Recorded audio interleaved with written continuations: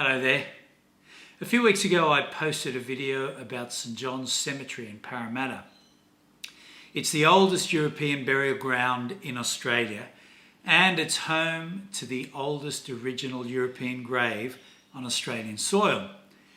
So it's a pretty important piece of history. And I asked myself how it is that Australians and Sydneysiders know so little about Parramatta's important role in our early colonial history. It's kind of hard to believe that this is the oldest surviving European grave on Australian soil. It dates back to January 1791, and buried here is a pretty significant character in the early colony as well. But there is nothing around us here that would indicate that this is a site of any particular consequence. Henry Dodd is buried here. He was the servant of Captain Arthur Phillip, and he was also a noted farmer. And not far from here, just a few hundred metres that way, he raised crops in the early years of the colony that were really important in stabilising the food supply. Since I made that video, I've continued exploring Parramatta and I've continued exploring Sydney. And I even managed to make my very first visit to Tasmania in between COVID outbreaks, which was fantastic. And I've got to say, after more travels, I feel even more confused. The more I travel to historical sites around Australia, the more I realise how neglected Parramatta is as a place of Australian heritage. This neglected cemetery is part of a bigger story of neglect. And important stories go untold, and the economic opportunities they present are missed. St John's Cemetery should be a well-funded, well-looked after, well-known and well-visited piece of Australian history. Apart from Henry Dodd, there are more than 50 First Fleeters buried here. Samuel Marsden, the infamous flogging parson, is buried here. And Darcy Wentworth, second fleeter, accused highway robber, doctor and father of William Charles Wentworth, is also buried here. Right now I'm standing in the grounds of the old female factory in Parramatta, and it's another place like St John's Cemetery that most people in Sydney don't know anything about and that I only heard about for the first time maybe a decade ago. And it strikes me that it's a terrible wasted public asset, because not only is it a really important piece of history, it's actually a gorgeous place as well.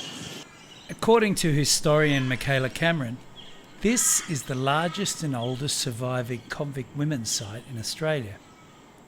The original building here was demolished, but there are structures on the site dating back to its founding in 1821.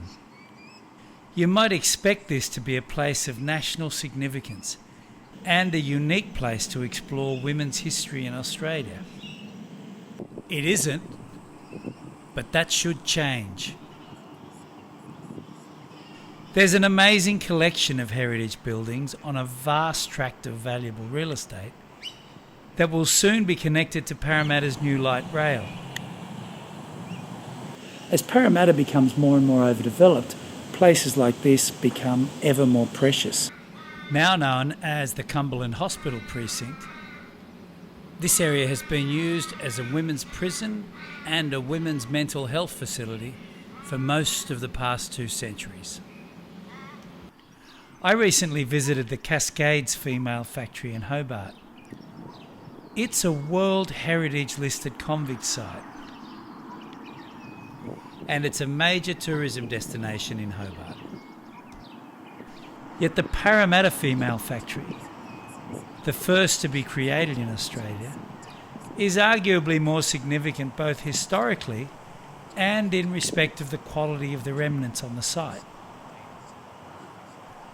But it doesn't get any heritage listing, and it's largely unknown, even to people who live in Sydney. It occurs to me that if this place was anywhere else in Australia, it would already be World Heritage listed. There are plenty of good ideas about what should happen here, but there seems to be little certainty.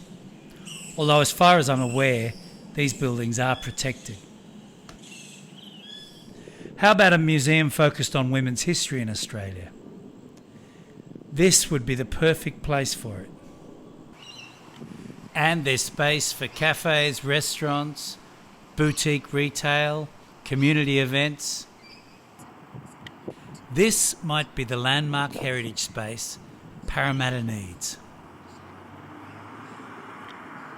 It's kind of wonderful that there is such a public space in the middle of Parramatta, but at the moment it seems kind of wasted. One of the curious things is that all throughout 2020 we've been hearing about this building, Willow Grove, which is in the middle of Parramatta, and it's been at the centre of a bit of a heritage storm.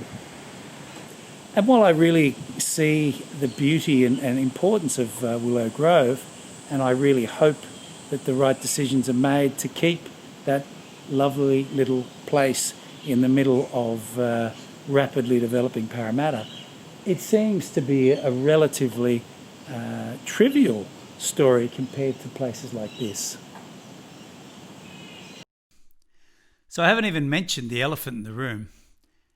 That's the planned, controversial $800 million Powerhouse Museum project in the middle of Parramatta. It's consuming all of the attention at the moment, while this incredible female factory asset is ignored. If governments can come up with $800 million for a new museum in Parramatta, they must find funds to put the existing female factory in its rightful place as an Australian heritage destination, a central piece of women's history, and a new cool community space for Parramatta.